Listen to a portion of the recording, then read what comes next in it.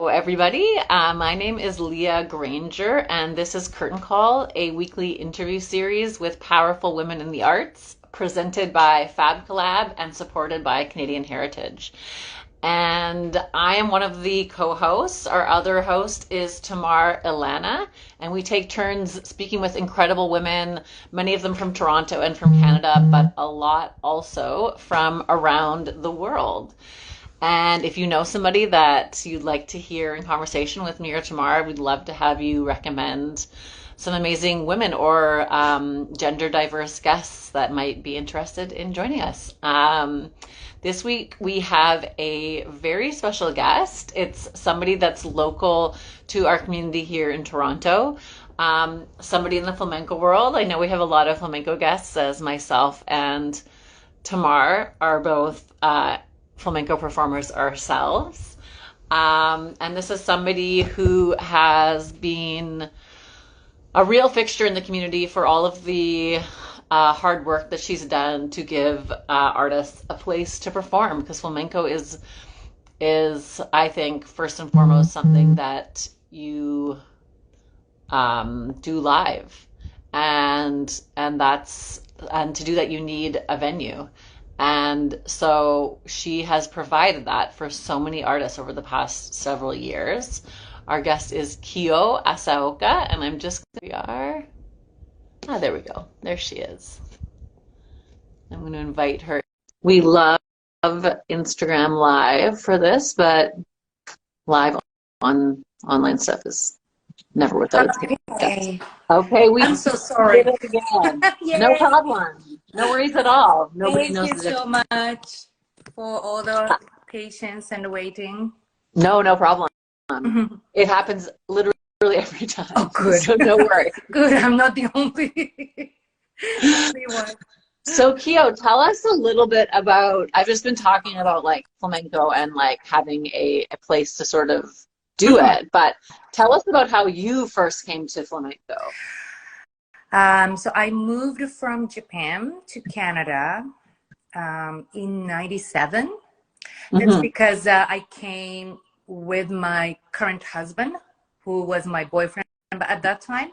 So I was very new to the country. I have no one else. And then I was really having too much time on my hands. And I thought, okay, this is not good. I want to do something. And then dancing is one thing I really wanted to do. As you know, I was playing basketball before when I was younger. Yes. Yeah. So another thing we have in common. I know. You're so good. No, I'm not. No.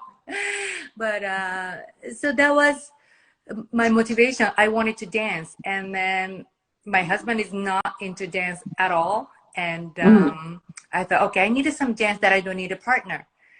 So I was walking around one day and I just found a studio. I dropped by, and then there was a flamenco studio, and they were having a rehearsal for an upcoming show or something. So all those good dancers dancing, and then I was like, I just loved it. I fell in love with it. I signed up on the day and I started coming. And that's how I started. Amazing. Yeah, and I completely got into the deep, So when world was that? That was like in the 90s? It's 98. Wow, Yeah. okay. So, Nice. yeah. Amazing. So you've had quite a career. Yeah. So I think you were talking about it already. So, but at that point already, like the big boom of flamenco in Toronto was kind of fading already. So, yeah, like Plaza Flamenco was the only thing, I guess, going on to show the live performances with actual live music and everything. Yeah. I mean, that's the thing. I was like, as I was saying, I was very lucky in Vancouver because we had Kino Cafe, which I don't know if you know about it, but yeah, it was like when I first started, it was 5 nights a week.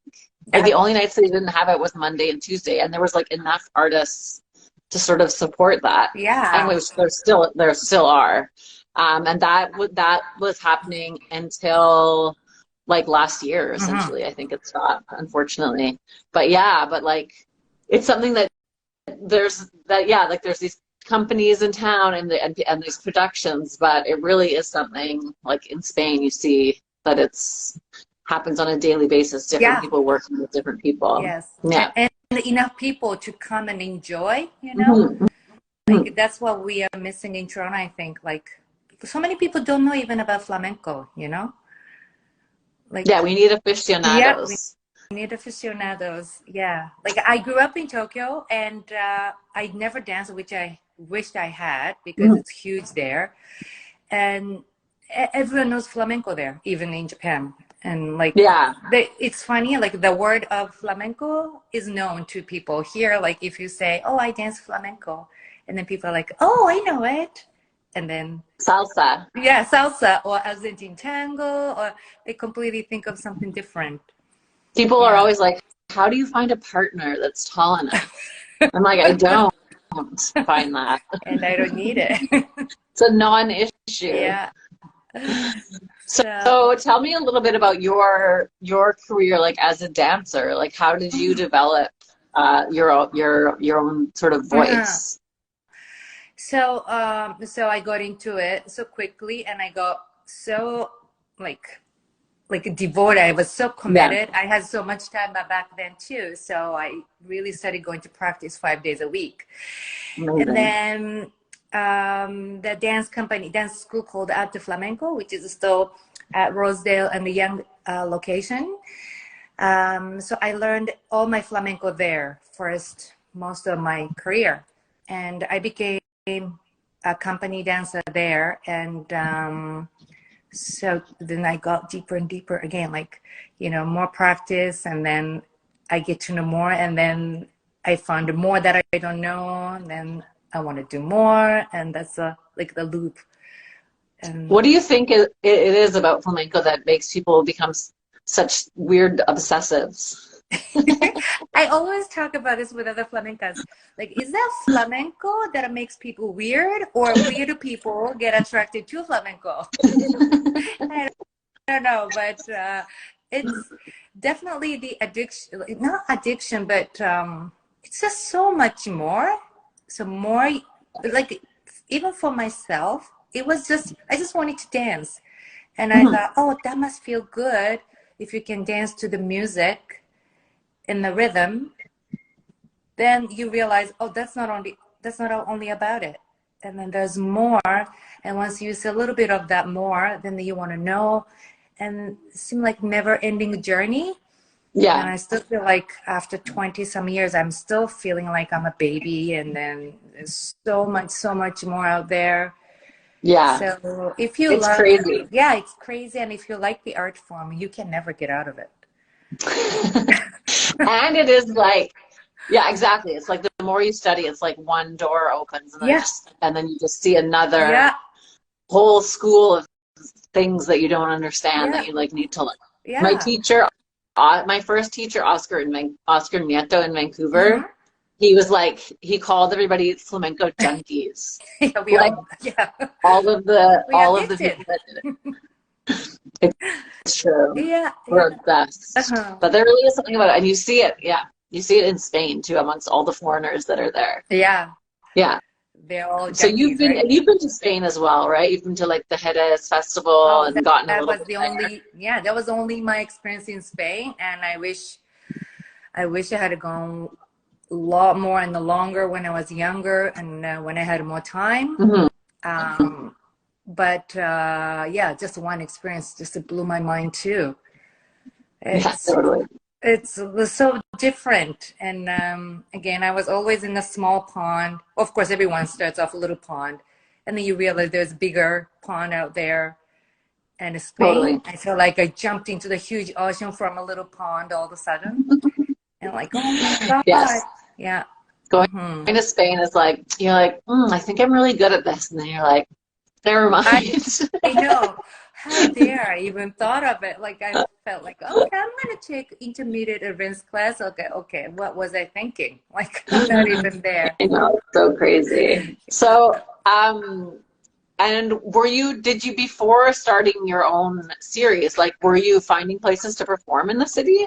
Oh, So when I was a company dancer at the mhm. flamenco, and back then there were enough little gigs like somebody's weddings or Yeah. corporate events, and also the company's own productions or recitals. And I was having like some opportunities and I was having a really good time. Yeah. So I never thought of doing anywhere else.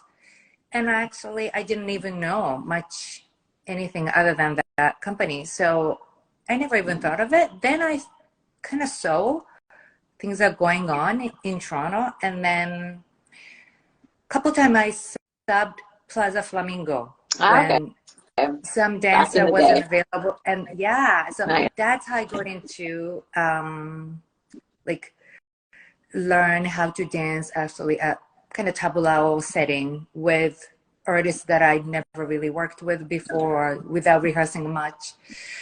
And How was that oh, experience? scary. And I'm like, oh no, what am I doing? It's Everyone's so exciting nice though, though. no? Everyone's so nice. Like I look back now and I can't believe how nice everyone was, and everyone was welcoming. So, Really? yeah, That's so it amazing. was really nice. And yeah, so And I guess that's you found like a bit of the larger mhm. community in Toronto. Because sometimes I think, especially in the past, I think less now with like the internet, Yeah, stuff like that, is like the absolutely. schools were kind of siloed Yeah. and people were just like with their little groups. And Mhm. now it seems like Mix. everyone's like, we That's all know each yeah. other. This is so beautiful. That's something I don't think it was happening before. Like each Yeah. school has like a kind of boundary, and schools like the students don't like go this school and that school at the same time. You know, teachers not necessarily liked their own students go to someone else and they learn someone something different. But Yeah. now it seems like everyone goes everywhere and then communicate each other, and I love it. It, Hmm. it's funny because it was the same in Vancouver, like when I was starting out, that there were Hmm. these like sort of, yeah, and again, I think same thing. Hmm. It's just like dissipated and Hmm. everybody's kind of hanging, which is so nice to see. Yeah, Yeah. absolutely. Yeah. Hmm. So tell me about the genesis of the tablao of your series. So what is it called? Tablao Flamenco Toronto, Yeah. right? Yeah, it's I didn't start it actually. So in 2015, Mm-hmm. this dancer called Alejandra Garcia. She's from Costa Rica. Mm-hmm. Now she's living there too. But back then she was living in Toronto, and she's a beautiful dancer. And then she started because she thought, okay, we need some more opportunities to Yeah. dance. I believe she just started it for fun. And then she was having her friends dancing and then musicians performing. And then eventually she had to go back to Costa Rica. So she Where said was she doing it? she was doing, so very first time she started at the venue, I forgot what it was called, and which is gone now, right on Church Street and in the Okay. corner Richmond and Church. Okay. Yeah. And she did a couple times there, and then she went to Social Capital, which is on Danforth and then Broadview. It's a stand-up comedy venue. So Okay. it was very small and but perfect floor, and it was perfect size back then. And Yeah. eventually got bigger, and then after she left, I took over from that venue too. But then it became bigger. So eventually that venue became too small. Then Okay. I started looking for some other venue, and we ended up at supermarket for a long time. So Yeah. yeah. So you've been there for like 5 years or something Mhm. like that? Yeah. Yeah. And tell me a little bit about how you developed, like how you grew the series and how you sort of brought people into it. Ah, really? I didn't have to do much, and even now, like all I have to is like to make sure to book venue. Other than that, like Yeah. all the artists are always, willing to perform, and the scheduling is the only problem, really. Yes. But other than that, like we have really enough great artists, and I think it's And going, yeah, great. what about audiences? Has it been easy to have a full house? Is there? No, that's that's one problem too, actually. Yeah, not a problem, but there, like again, so many supporters from the community. like artists and also aficionados. But I think the level of performance is getting bigger, like better and better. So it's like I want more people to find out about flamenco. So non-flamenco people, like people who have no idea about flamenco, I want them to come and find out if they like it or if they enjoy it. And so that's the struggle. That's the line that the number of audience doesn't get bigger than what it is right now. Can you tell me about like what it is that you're trying to do? Like what about the style of show? Like why is it called tablao and what is tablao? I didn't really think about why it's tablao, but it is a tablao, right? So I wanted to give like cuadro style performance, musicians and dancers.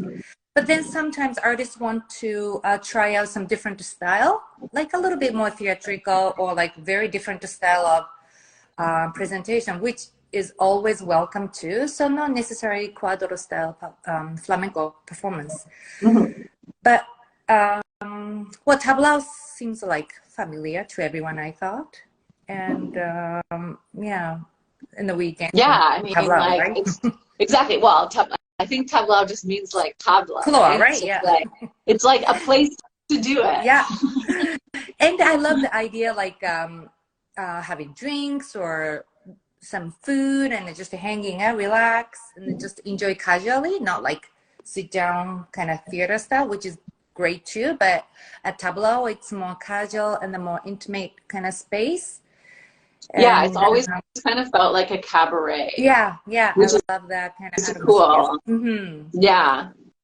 So so you've been at Supermarket for a really long time, but this month it's somewhere else. Where are you doing it this month? It's going to be at Rivoli on Queen Spadina. It's really well known, like historical pub, bar, restaurant, and really lucky that I can be there. The booker there, he's very generous. So I know weekends they're busy with like bands and the big shows crowd. there. Yeah, but he's gonna give me a chance to do flamenco, and so that's the first time there. It's actually the second time.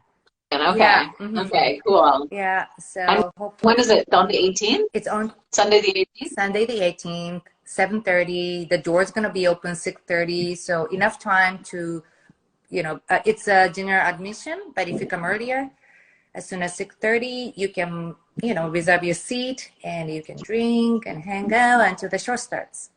Come early. That's what I. Come early. Yes. Yeah. I feel like, and I feel like your series was also an inspiration for the series that I've been working on as well, La Cueva. Absolutely. Because it's like the more the merrier, kind of, to have these opportunities and for you not to have to organize everything. To be in some shows, there's some shows that you don't put together. I know as a dancer, it's like so often the case that like your only opportunities to perform are the ones that you organize. So it is, so it's been nice to, but I think what I've learned from organizing just the Cueva thing is that it's not like, it is like quite a bit of work. Like even just like the scheduling, like finding people, like getting people together, like dealing with different people's personalities and stuff. It's like, absolutely. So it's not nothing. So I know everybody is like extremely appreciative. I think like it would be amazing to have a regular night every day of the week. That would be great. Like if there was like 4 series. Yeah, that'd be so fun. So that'd be my dream. Like, it's like a jazz bar or something, people just want to spontaneously want to drop by and just relax. And then, if flamenco gets popular like that to people, that's great. And then why not? It's really nice. I mean, the music itself is nice. Like the back then, I'm sure you remember, like used to be requests just to dance to taped music, like recorded music, or no singing, no cante, and just the guitar and stuff like that was happening, So when I recall that, now I'm really actually grateful that actually flamenco is known as, at least song, guitar, dance elements. And none of us really do, like dancing just to record music, or people don't really ask for it anymore. So which is yeah, good. it's really pat yourself on the back for that. Yeah, we did. Because that's like really, it really isn't. It doesn't make sense to do that for me. At least. Like you're responding to the musicians. And the communication. Yeah, mm-hmm. Absolutely. And I do feel like people are learning more in the city too about flamenco. So too. Yeah, there's more random people coming to shows and stuff through word of mouth. And I think what else would be really amazing is a venue that was like flamenco, like Kino. Yeah. Because that's what happened in Vancouver, is that like when I said I did flamenco, they were like, oh yeah, like at Kino. Like everybody knew what it was because there was this place that was just kind of a cool bar to hang out in, and it had this like thing going on that was more interesting than just like having a beer. So there was like that kind of audience, which is great. And I feel like somebody one day, hopefully, will take it upon themselves to open that up. That's the dream. Yeah. But in the meantime, we have you, and we have the Tablau, so that's wonderful. So you're going to be doing it this on Sunday the 18th. Who's performing? It's going to be two dancers, Maquera and Rocio, those two young, really great dancers. And the singer is Analia, one of the really a very young lineup. Yeah. Then Chandy and the band. More experienced. Very experienced and established artists. So Ben is the guitarist, and Chandy is a percussionist. So it's like a full lineup, and really nice, strong energy. And we want to make it very festive this month because it's Christmas holiday season, and lots of fun, lots of laughs, lots of draw prizes, and candies, chocolate. Yeah, we're gonna make it amazing, really fun. Yeah, that's wonderful. Yeah. And when is the next one in January? Do you have a date? January, I have January 28th. So we're gonna make it a little later in that month. And dancers and musicians are not set yet, but I booked the venue. Yeah, fair enough. I know how that goes. Yeah, have to go like find someone. And so, do you have any like particular like dreams or goals for the Tablau, or for yourself as a dancer? Like what can we look forward to in the future for Kiyo and the Tablau? Okay, so for Kiyo, just want to dance until I don't know. I really pass out at the age of I don't know whatever. But I want. So you just like keel over like this. But and I just hope I'm not at the peak yet, so I can keep on improving. And as a Tablau, the goal is to make the community bigger, like not a community itself, but also the population of people who know flamenco, who like flamenco. So again, maybe 5 days a week, flamenco live, something happening is it will be awesome. Yeah. Or even every Friday somewhere. Yeah. Beautiful. Yeah, not once a month or twice a month, right? Like with your event and our event, it's like at least twice a month is going. And I think we've been doing okay. So far, so good. Yeah, we're like, maybe we could do another, like, because, we'll see. Yeah, well, the future may hold more events. We should talk. Yeah. Absolutely. But really, the COVID hit so hard. So I think we are still recovering because people are still very careful about, health and everything. And also about money, and everything is so different from before. So people just don't come out anymore, I found. So I guess. Yeah, we're battling that as well. Yeah. Which will hopefully change in the coming months and years. Yeah. But it's amazing that you've endured all that and come back really strong. Nothing else to do. Yeah. So where can people find you online? I'm on social medias, Instagram and Facebook. I should make a website, which should be coming up. What is the Instagram, Facebook handle? Is it Tablao Tablao Flamenco Toronto. Yeah. Okay, Mm-hmm. amazing. Yeah. And what about you? Can people find you? Kiyo Asaoka. That's my name. Yeah. Amazing. Yeah. Usually I post about both. So if you can find one of them, you'll hear about upcoming events or some shows and everything else. Fantastic. Yeah. Well, we encourage everybody to come to the show on the 18th. I'll be there. Thank you very much. On, yeah. Possibly literally because it's Christmas. Yeah. And yeah, that's wonderful. And then in January and going forward, like I think everybody's so grateful for what you're doing in the city. Like really everybody benefits from it. So thank you so much. Thank you. And we will see you on the 18th. 18th. Yeah, that's right. Yeah. And everybody follow Tablao Flamenco Toronto to stay tuned in to everything that's happening. Yeah, that'd be great. Thank you so much, Kiyo. We really appreciate you joining us and telling your story here today. Thank you so much. Thanks for having me today. See you soon and happy holidays. Happy holidays. Bye. Thank you. Bye.